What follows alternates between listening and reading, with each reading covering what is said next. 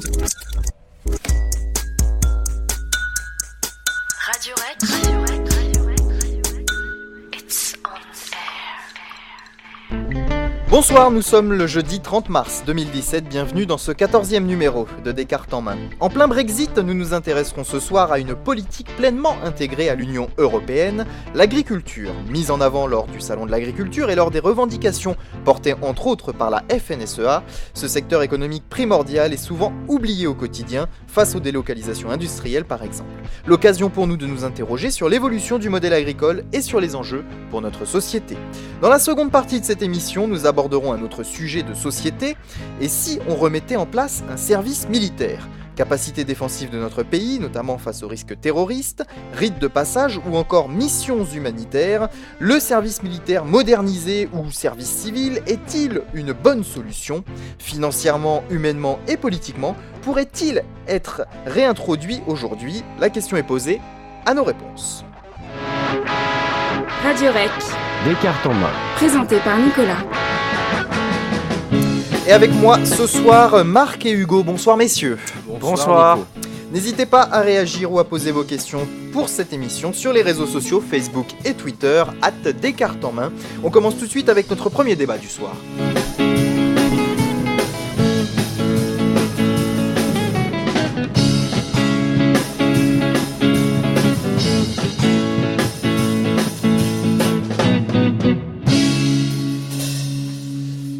L'agriculture est un secteur en évolution constante ces dernières années, diminution du nombre d'exploitations agricoles, augmentation de leur taille, passant de 61 hectares en 2013 contre 56 en 2010, et pour cause, les besoins d'alimentation perdurent avec l'augmentation ou stagne, ou avec l'augmentation de la population ou sa stagnation, pardon. La particularité de l'agriculture, c'est avant tout des indépendants, des familles qui gèrent les exploitations, bien que le salariat fasse petit à petit son trou dans le domaine, Hugo. Est-ce qu'on peut considérer aujourd'hui que le statut de ces agriculteurs, est-ce que de faire de l'agriculture un secteur d'emploi peut être une bonne chose, c'est-à-dire de redonner un petit peu envie à nos enfants aujourd'hui d'être dans ce secteur agricole qui permet de nourrir toute la population finalement. C'est tout à fait le paradoxe de l'agriculture, c'est-à-dire que c'est un secteur qui ne donne pas envie aux gens, c'est-à-dire qu'un secteur qui ne rémunère pas. On le voit, les rémunérations sont très basses. Il y a, je crois, 50% des agriculteurs qui touchent moins de 350 euros. Donc c'est des salaires vraiment très bas, énormément de gens endettés. Et à côté de ça, c'est là qu'est le paradoxe, c'est-à-dire que c'est un secteur qui est vital. C'est-à-dire que si on ne produit pas de biens agricoles, on meurt puisqu'on a besoin de se nourrir. Il y a donc une nécessité, je dirais, pour le pays et pour le monde de manière générale, à rendre le secteur agricole attractif. C'est une nécessité, je le disais, vitale, et c'est une nécessité dans le jeu international aussi, dans le sens où pour être souverain, il faut être indépendant et donc produire aussi un certain... pas tout, mais au moins une bonne partie des biens agricoles. Et oui, la question des que l'on consomme, pardon. La question des agriculteurs, Marc, se pose également en termes de revenu social. Je veux dire, le revenu social des indépendants, le RSI, ils sont concernés, les agriculteurs, en grande partie pour les agriculteurs exploitants qui sont indépendants. Et on sait que toute cette question de la protection sociale, des congés, de la maladie, de tous ces avantages que peuvent avoir les salariés, se pose également dans le domaine agricole. Oui, je pense que de toute façon, pour rendre attractif un milieu comme celui de l'agriculture, il faut déjà bouger un petit peu de nos structures un peu urbaines, parisiennes. C'est-à-dire que quand Hugo nous fait savoir que c'est pas quelque chose qui est attractif, je pense que c'est quelque chose qui est pas attractif dans les villes. Je pense que quand il suffit de faire un peu de kilomètres, je veux dire quand beaucoup de gens dans les périphéries, enfin dans les zones rurales, sont là-dedans par héritage ou par reprise économique. Donc je pense que c'est un métier qui, je pense qu'Hugo est d'accord avec moi, je n'extrapole pas ses propos, mais c'est un métier qui est tout à fait honorable, qui est tout à fait, moi je trouve, à la même, au même stade que d'autres métiers, même plus payés ou dits socialement plus élevés. Je trouve que c'est un très beau métier. Le problème aujourd'hui, c'est qu'Hugo rappelait effectivement le problème de l'indépendance alimentaire. Alors effectivement, un pays a besoin, pour être pas souverain, mais en tout cas pour être une forme de puissance, être imposant au niveau agricole. On voit bien aujourd'hui que c'est pas parce que vous ne produisez pas que vous allez mourir, contrairement à ce que dit Hugo. On voit bien aujourd'hui qu'il y a des productions qui sont un petit peu partout. Ce qui pose problème aujourd'hui, c'est pas forcément nos productions ou ce que les agriculteurs en font, c'est les prix qui sont décidés ailleurs. C'est-à-dire que voilà, moi, certains agriculteurs le disent à travers soit près de chez moi, soit par des médias interposés, on le voit, ils passent 2-3 fois par jour leur temps à regarder les cours des bourses sur telle production. Puis enfin, il y a un autre problème aussi, c'est qu'on a asséché nos sols et érodé nos sols par des techniques un petit peu complètement terrible pour l'agriculture, pour les sols, les engrais, les pesticides, etc. Et du coup, on est moins productif. Enfin, les rendements sont moins importants. Donc voilà, c'est tout ça qu'il faut revoir. Il faudrait peut-être repenser la façon de faire de l'agriculture, arrêter de massifier l'agriculture et aussi éviter de faire en sorte que ça soit les bourses, tout simplement, qui décident des prix. Voilà, tout simplement. Un domaine finalement comme les autres dans l'économie capitaliste aujourd'hui qui est éventuellement à remettre en question. Hugo. Attention, je ne remets pas en cause la noblesse ni l'utilité des agriculteurs et de l'agriculture. Tu remarques. Non, ce que j'entends par n'est pas attractif, c'est-à-dire qu'il y a de plus en plus de personnes qui s'engagent dans l'agriculture, qui deviennent agriculteurs par héritage ou par volonté, et qui finalement abandonnent, quittent le métier ou se suicident parce qu'à un moment donné, il n'y a pas de rémunération. Sur la question des prix, Marc a raison, il y a des fluctuations des prix assez importants sur les marchés mondiaux. C'est ça notamment qui a amené la crise, on disait la crise de la faim au début des années 2010. C'est ça qui amène aujourd'hui la crise du lait, la crise des œufs notamment, où les prix ne correspondent pas finalement au coût de production. Et c'est le cas notamment pour le lait. On le voit, les producteurs doivent vendre en deçà de leur coût de production. Donc il y a quelque chose dès lors qui ne va pas. À cet égard, j'invite les auditeurs à lire notamment Les Échos qui fait en ce moment une série sur les campagnes et qui montre tous ces profils d'agriculteurs qui doivent faire face aux différentes crises. Enfin, sur la crise du productivisme, voilà, il faut rappeler, comme commençait à le faire Marc, qu'on a commencé après la guerre finalement à enclencher une agriculture très productiviste, très chimique aussi, qui a usé largement les sols, et aujourd'hui on en paye d'une certaine manière le prix, et on a les conséquences, c'est-à-dire des sols qui sont de moins en moins productifs parce qu'on n'a pas voulu les mettre en jachère, on n'a pas voulu les laisser reposer, on les a emplis de produits finalement néfaste, et aujourd'hui c'est un peu l'effet contraire de la volonté initiale, c'est-à-dire qu'on a des sols de moins en moins utiles. Marc. Oui, alors je ne pense pas que ce soit un problème. Juste pour le parallèle, je pense pas que ce soit un problème de jachère parce que les agriculteurs le respectent plutôt bien. C'est juste qu'au bout d'un moment, les sols se régénèrent pas parce que pas forcément parce qu'ils sont mis en jachère, mais parce que les produits restent dans le sol et ça détruit les lois du sol. En fait, attention. Tout simplement. Donc non, mais c'est une raison. Une des raisons. Non, mais supplémentaire. Non, mais je veux dire le problème en fait vraiment très très rapidement là-dessus. Le vrai problème aujourd'hui, c'est de se dire que ces produits qui sont mis, dont on a dit avant qu'ils rendaient la production beaucoup plus importante, ce qui était vrai au départ, ces produits restent dans le sol et détruisent en fait ce qui fait le complexe argilo-humique, enfin bref, ce qui fait la solidité et la richesse du sol. Bon, on termine là-dessus. Je voudrais revenir tout simplement sur la façon justement dont Hugo rappelait tout à l'heure la crise du productivisme. Alors, il n'y a pas une crise, c'est-à-dire que je pense qu'il n'a jamais été aussi haut le productivisme, seulement quand je dis revoir un petit peu nos prétentions aujourd'hui, et ça va dans le sens justement de la question du salariat, de la question des grandes exploitations, de ceux qui ont ou pas leurs terres à cultiver, ça rejoint un film qui a été fait il n'y a pas très longtemps, qui s'appelle le film de Demain. Alors il y a beaucoup de choses là-dedans, il y a des structures un peu écologiques pour pouvoir raisonner dans le monde de demain, c'est très écolo comme truc, mais il y a un truc qui est très intéressant sur l'agriculture et sur la permaculture, c'est-à-dire aujourd'hui, comment aujourd'hui on produit de moins en moins avec beaucoup plus de terre, alors qu'en fait la terre est ce qui nous permettrait par le biais de la permaculture, c'est-à-dire au lieu de faire une production sur des hectares et des hectares, de mettre deux trois graines qui en fait annulent les effets pervers de l'une et l'autre, les insectes, etc., les rongeurs, on voit très bien qu'un sol sur 1 mètre carré peut produire beaucoup plus qu'un sol sur beaucoup d'hectares. Si on globalise, qu'on additionne toutes ces productions. Donc je pense qu'il faut tout simplement revoir ça. Les grandes exploitations avec ces grandes machines, il faudrait revoir ce système, consommer, produire sur des plus petites surfaces, mais produire mieux, et on aurait des rendements beaucoup plus importants. Mais bien évidemment, il faudrait changer les machines, les trucs comme ça. Donc personne n'a envie de le faire pour des raisons, encore une fois, de fric, pour le coup. Oui, pour des raisons de fric, sans vouloir rentrer dans une espèce de complotisme, il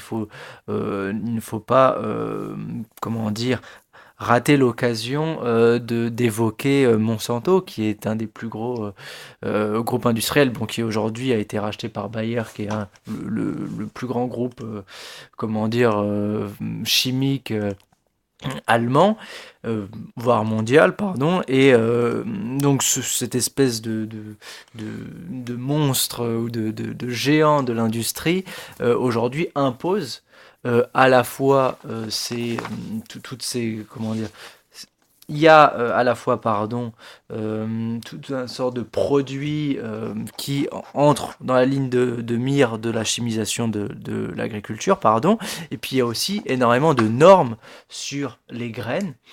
À savoir qu'aujourd'hui on est obligé de planter, c'est le cas pour du maïs, du blé, peu importe ce que vous plantez, vous devez respecter un certain nombre de codes qui a finalement été édicté ou guidé par ces mêmes producteurs-là. Donc il y a une espèce de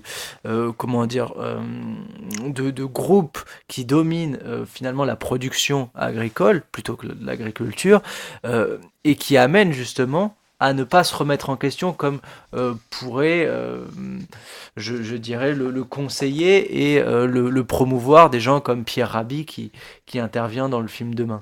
Donc voilà, toute cette vague, je dirais, de la permaculture ne peut pas inonder ce complexe industriel qui domine aujourd'hui l'agriculture productiviste. Et quand je parle de crise, c'est-à-dire que c'est pas une crise en tant que telle, c'est-à-dire que on se rend compte finalement de l'absurdité de la chose. Merci Hugo. On continue. Quand on vous écoute parler, on commence à comprendre un petit peu, si on ne connaît pas le monde agricole, qu'il y a des relations d'interdépendance assez importantes, qu'il y a différents partenaires, que ce soit les agriculteurs, évidemment la grande distribution derrière, les fournisseurs, que ce soit de graines, de produits ou autres, les propriétaires terriens bien entendu. Il y a également un syndicat, la FNSEA, qui les représente. Je signale d'ailleurs la réception d'un certain nombre de candidats à la présidentielle, d'ailleurs tous normalement qui présentent leurs propositions. Ils y sont pas tous, Hugo me fait signe. Il me dit non, tu t'engages dans une mauvaise piste. En tout cas, ils étaient tous invités par la FNSEA à présenter leurs propositions lors du 71e congrès à Brest de la FNSEA. Donc Hugo va peut-être nous en parler un petit peu, puisque je crois que tu as lu quelques propositions, quelques postures de candidats. Rappelez juste avant quand même, et c'est un chiffre assez important, que plus de 30 000 emplois sont perdus tous les ans dans le domaine agricole, donc ce qui tente à montrer, comme je le disais en introduction, que comme dans le monde industriel, on a des pertes d'emplois dans ce monde, et ce qui peut avoir des conséquences sur le dynamisme rural dont parlait Marc, et encore sur les questions d'aménagement du territoire en ruralité, avec donc des questions importantes qui se posent aujourd'hui, Hugo, avec la FNSEA. Alors, on en parlera dans une dernière partie, dans quelques instants, de la partie politique agricole commune, la politique européenne de la FNSEA, mais peut-être quelques éléments en préambule sur des postures de candidats qui t'ont marqué ? Oui, c'est surtout moi la posture notamment de Jean-Luc Mélenchon. On parlait d'agriculture productivisme, la manière dont on pouvait révoquer ce système-là. Jean-Luc Mélenchon a fait le choix de ne pas aller au salon de l'agriculture qui avait lieu un peu plus tôt ce mois-ci et qui aujourd'hui a décidé, si je ne m'abuse, de ne pas se rendre et de ne pas honorer l'invitation de la FNSEA. Alors, précision quand même avant de te laisser continuer, je m'excuse de te couper. La FNSEA, qui est donc le principal syndicat qu'on l'on connaît quand on parle agriculture, qui est aussi pas mal contesté dans le domaine agricole, mine de rien. C'est-à-dire que sa puissance est à relativiser. Sa puissance est certes importante, mais à côté de ça, c'est un syndicat qui est parfois bien contesté dans le monde agricole, bien que ce soit aujourd'hui un peu le porte-parole, à l'image du MEDEF pour les patrons, mais tous les patrons ne souscrivent pas aux idées du MEDEF non plus, quoi. C'est ça, et surtout que je pense que la FNSEA a une étiquette de syndicat de droite qui peut déplaire des candidats de gauche comme peuvent l'être notamment Jean-Luc Mélenchon et Benoît Hamon qui lui aussi, je crois, a refusé l'invitation. Pourquoi il refuse cette invitation aussi ? Parce qu'il refuse un certain système politique. Déjà, premièrement, je pense qu'ils ont assez peu de risques à prendre quand ils refusent cette invitation parce que ce n'est pas leur électorat finalement. Les agriculteurs votent majoritairement Marine Le Pen et François Fillon ensuite. Et secondo, parce qu'ils s'opposent au modèle qui est défendu premièrement au Salon de l'Agriculture et aussi par la FNSEA. Une agriculture qui va peut-être évoluer parce que la FNSEA aussi évolue. Il faut se rappeler que Xavier Belin, qui était son président, est décédé plus tôt cette année. Oui. Et que c'est aujourd'hui Christiane Lambert qui assure l'intérim, qui va peut-être reprendre le relais et qui va avoir une vision différente. Tu citais le MEDEF, il faut se rappeler que Xavier Belin était un homme d'affaires. On parlait un petit peu tout à l'heure de salariat, de mise en place du salariat et de transformation finalement de l'agriculture, transformation des exploitations agricoles. Xavier Belin, était aussi sûrement le reflet de ces évolutions et c'est aussi pour ça qu'il était contesté. Christiane Lambert, je pense, a un profil un peu plus modeste, son exploitation est plus réduite, donc il y a peut-être un côté un peu plus humain, moins chef d'entreprise, qui peut aussi apporter une nouvelle vision à l'agriculture. Et même si la FNSEA est encore une fois contestée, elle a un certain point aussi politique qui peut influer sur les politiques agricoles dans les 5 années qui vont venir. Marc, finalement l'agriculture est un peu le reflet du reste de la France ou des secteurs économiques. Il y a du lobbying, on le voit avec la FNSEA qui en est forcément partie prenante. On parlait tout à l'heure de Monsanto et de ces grands groupes. Voilà, l'agriculture n'y échappe pas. Je rappelle juste, je donne juste un chiffre. La France, c'est 472 000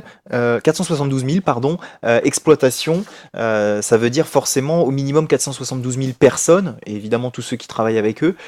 Difficile d'être représenté dans la masse.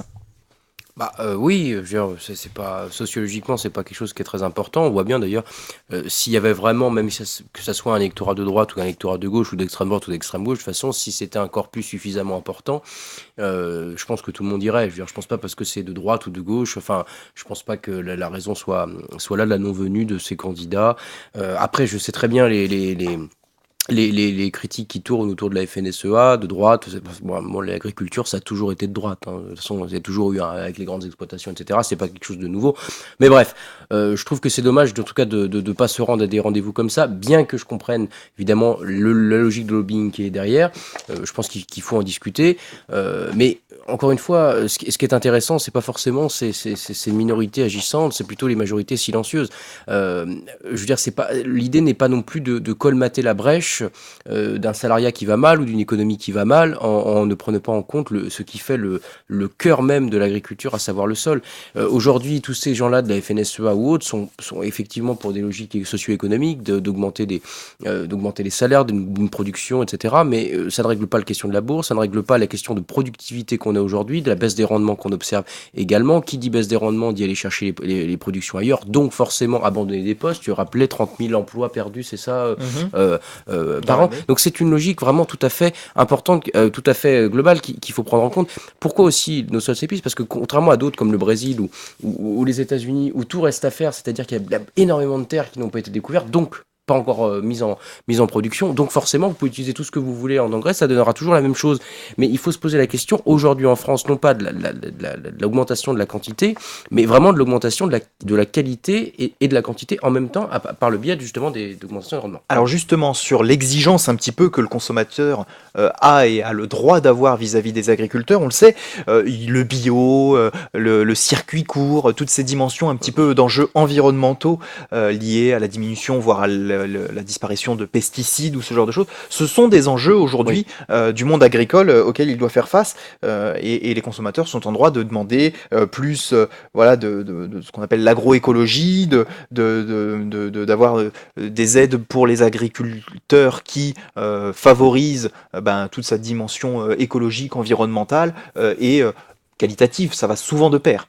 Et en plus, c'est intéressant que tu parles de ça parce que on remarque que généralement ceux qui se convertissent au bio, donc qui devraient toucher des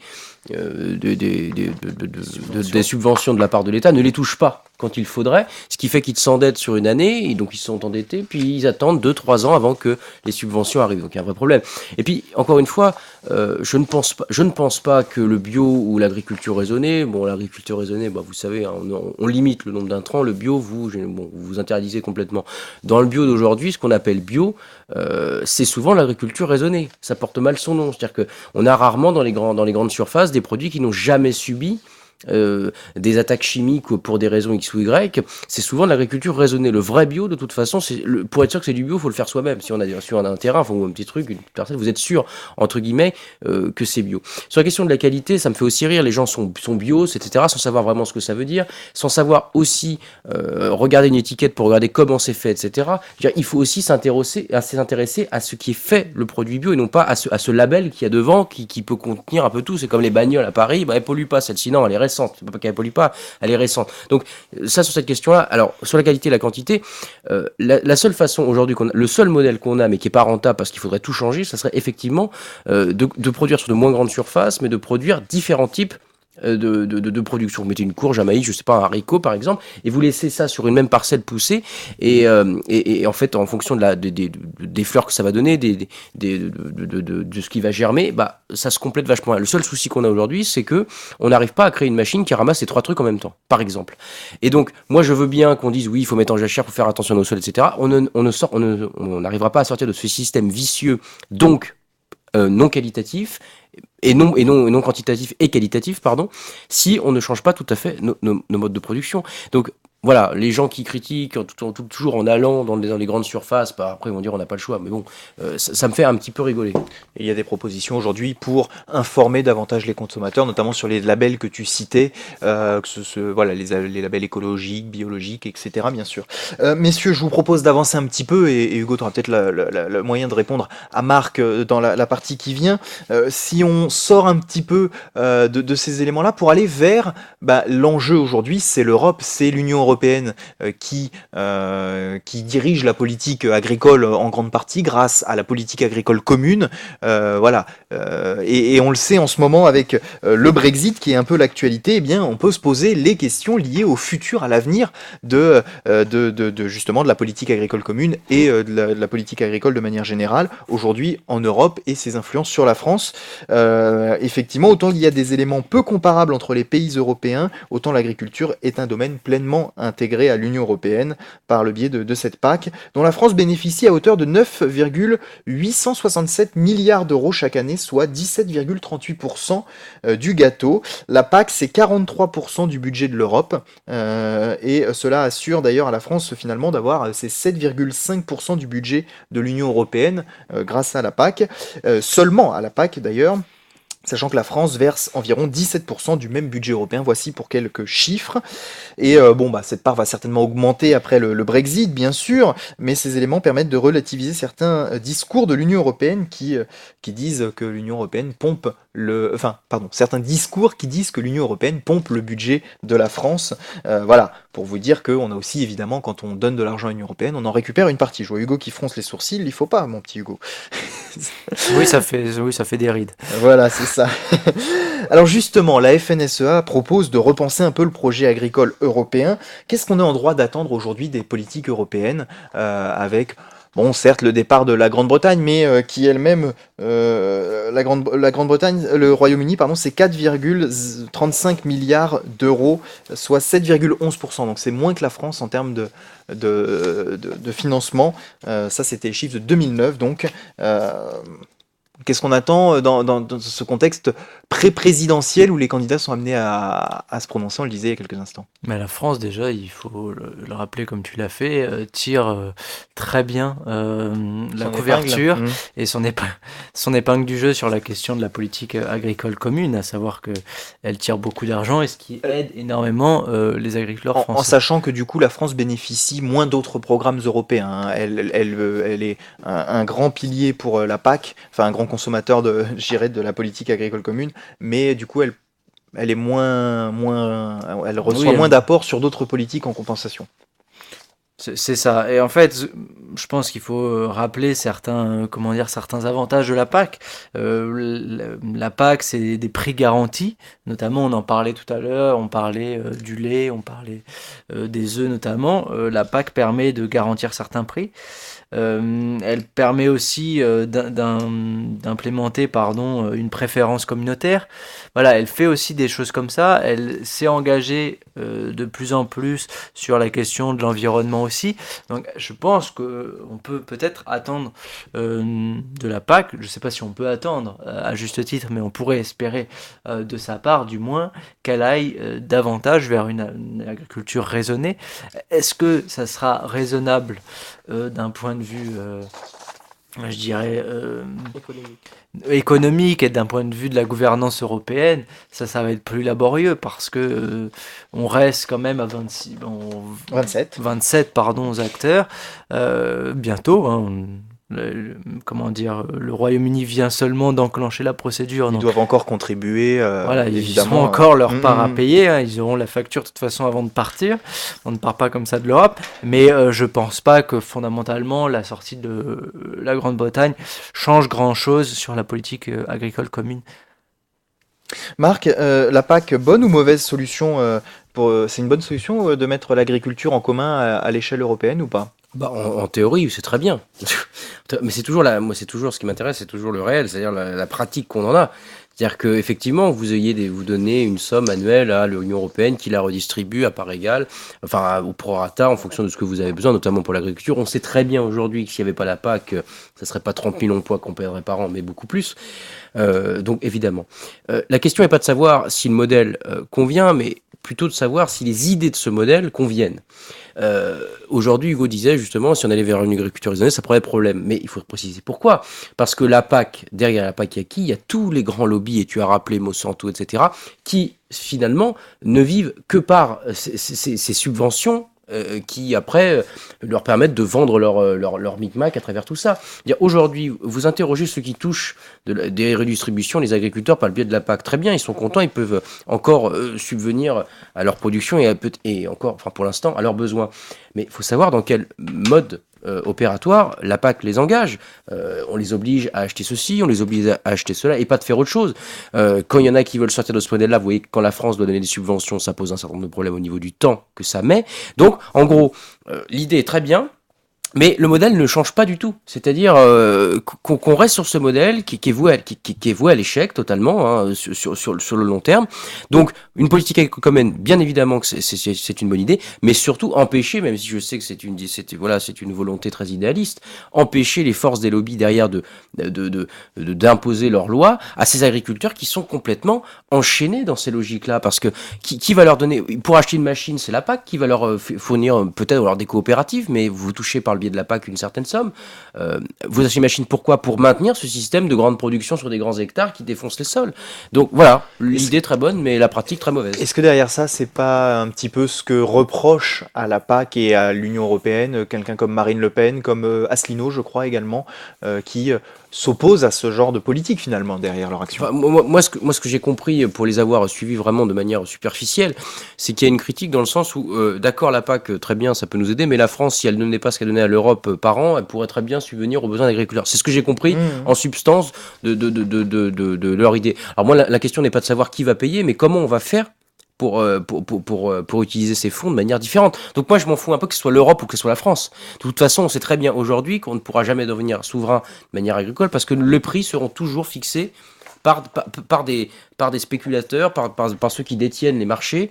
Donc, que ce soit la France qui paye ou l'Europe, moi, Pour moi, c'est D'où l'équipe qui l'importance fait un peut-être bourricot. des chiffres que je donnais en introduction de cette partie. La France, c'est le deuxième ou troisième, ça dépend des années, contributeur du budget de l'Union européenne, à hauteur de 19 milliards d'euros. Pour la petite histoire, puisqu'on parlait du Brexit, le Royaume-Uni, c'est 13 milliards, il est quatrième, donc forcément, ça a un poids. Mais la France, 19 milliards d'euros. Je vous disais, la France reçoit 9 milliards, 9,8 milliards, donc quasiment 10 milliards, seulement avec la PAC. Globalement, la France reçoit sans doute un petit peu moins de l'Union européenne que ce qu'elle lui verse. Mais il y a fort à parier que si la France n'était pas dans l'Union européenne, elle aurait forcément des échanges avec d'autres pays, donc forcément à un moment elle mettrait la main à la poche, pardon, et donc elle dépenserait également un peu d'argent, et l'Union européenne permet, en théorie, c'est l'objectif, de faire des économies. Économie d'échelle, économie par l'échange entre les pays, par certaines taxes peut-être différentes, enfin voilà, tout un système. L'absence même de taxes. Voilà. Et donc du coup, quand on reprend, c'est pas pour critiquer Marine Le Pen, mais ou ceux qui défendent les idées qu'elle peut défendre en la matière, mais quand on défend l'idée que sans l'Union européenne, la France aurait la liberté, c'est sans doute vrai, mais en tout cas aurait les moyens, eh bien ce n'est pas forcément évident, puisque je vous rappelle juste les chiffres pour que chacun s'en fasse son idée. En gros, la PAC en France, c'est une redistribution de 10 milliards d'euros, et la France participe au budget global de l'Union européenne à hauteur de 19 milliards d'euros. Donc il y a fort à parier qu'avec le nombre d'équipements que l'Union européenne finance, avec le nombre de politiques de manière générale qu'il y a dans le cadre de la redistribution, eh bien la France n'est pas perdante de grand-chose, et peut-être que si elle était toute seule, elle le serait davantage. C'est juste pour donner des exemples avec des chiffres, même si on peut faire dire beaucoup de choses aux chiffres, pour que chacun se fasse son idée chiffrée et pas simplement avec des discours de dire que les paysans sont enchaînés, etc. Ce qui par contre reste vrai dans ce que tu disais, Marc. Oui, pour revenir sur la question des chiffres, c'est vrai que si on s'arrête au niveau des chiffres, on va voir immédiatement que la France dépense plus, donne plus à l'Europe qu'elle n'en reçoit. Mais c'est vrai qu'indirectement, il y a des avantages considérables, notamment sur le commerce avec d'autres pays, comme tu le mentionnais, je crois, qui sont indéniables. Et la France pourrait perdre énormément si elle se détachait de ces pays, parce que c'est-à-dire que c'est le combat que va devoir mener d'une certaine manière la Grande-Bretagne quand elle va sortir de l'Union européenne, à savoir est-ce qu'elle va pouvoir nouer les mêmes contacts, les mêmes avoir des échanges aussi fructueux avec les membres de l'Union européenne que lorsqu'elle faisait partie de cette même union. C'est ça la grande question. Et si la Grande-Bretagne s'en sort avec brio, c'est qu'elle arrive justement à ne pas être déficitaire, je dirais d'un point de vue commercial, dans ses échanges avec ces pays-là, ou développer suffisamment d'échanges avec d'autres pays, des pays extra-Union européenne, et s'y retrouver parfaitement bien. C'est ça la grande question du Brexit aussi. Et je pense que le calcul n'est pas aussi simple que veulent bien le montrer certains eurosceptiques ou certaines personnes qui veulent carrément sortir de l'Union européenne. Un autre mot sur le Brexit, tu souhaitais rajouter des choses de manière générale, peut-être pour élargir le sujet de l'agriculture, ou celui-ci suffit finalement à présenter de manière assez synthétique les enjeux de ce Brexit? Je pense que c'était pas l'enjeu principal du Brexit, c'était pas l'argument non, bien sûr. massu c'est quand pas on parlait. C'est pas ce que Theresa May a mis en haut de sa lettre non, de départ. C'était pas l'argument principal défendu par certains membres du Parti conservateur anglais et certains membres de l'UKIP aussi. Et on voit par ailleurs que les Anglais, parce que c'est eux qui ont voté majoritairement pour le Brexit, mais les Britanniques de manière générale referaient la même chose. C'est un sondage qui est sorti il n'y a pas longtemps. En fait, le gros problème, c'est que les Anglais voulaient plus ou moins une Europe à la carte, c'est-à-dire qu'ils ne voulaient pas rejoindre tous les programmes. Et finalement, cette Europe à la carte, c'est ce qui se développe de plus en plus, c'est ce que défend d'une certaine manière François Hollande aussi. Et c'est ce qu'il faisait déjà en ne contribuant pas à l'euro, à la zone euro. Et c'est ce que la Grande-Bretagne a décidé de faire dès qu'elle est rentrée. Bon, elle a eu énormément de mal à rentrer... du fait de la pugnacité du général de Gaulle notamment, qui refusait qu'ils appartiennent à l'Union européenne, qui ne s'appelait pas comme ça par ailleurs à l'époque, mais voilà, ils y sont rentrés, mais ils y sont rentrés de manière tout à fait discrète, je dirais, tout à fait comme bon leur entendait. Et donc, évidemment, il participe à la PAC, tu l'as dit, c'était le 4e contributeur, donc il y avait des grosses dépenses, des dépenses importantes, et c'est finalement ces dépenses-là, parmi d'autres, et la question de la souveraineté évidemment au niveau de l'immigration, qui ont fait basculer l'électorat vers le Brexit. Aujourd'hui, on a en France des candidats qui proposent un Frexit. Tu parlais de François Asselineau, c'est je crois le seul candidat qui véritablement propose une sortie de l'Union européenne. Parce que si on écoute bien, Dupont-Aignan, comme Le Pen, propose des versions alternatives à l'Europe qui ne sont pas forcément des sorties de l'Union européenne. Donc il y a en fait des arrangements qui peuvent être trouvés, certains proposent aussi un référendum comme l'a organisé à l'époque David Cameron. Voilà, c'est aussi un challenge, une manière de renégocier l'Europe et d'avoir une Europe beaucoup plus avantageuse a priori pour la France. Une chose est sûre, l'Union européenne, c'est l'émanation des États, elle doit être présente quand cela s'avère nécessaire de coopérer, et donc se poser la question de la supprimer, c'est peut-être aussi de supprimer une idée de collaboration bien présente aujourd'hui, en tout cas c'est l'objectif que se donne l'Union européenne, et chacun se fera évidemment son opinion, et pourra l'exprimer lors de l'élection présidentielle, bien entendu. Voilà, on a parlé agriculture, c'est normal, puisque de parler de la PAC juste avant le mois d'avril... messieurs. Petit trait d'humour, excusez-moi. Dans un instant, seconde partie de cette émission avec cette question, faut-il le retour d'un service militaire ou d'un service civil ? À tout de suite.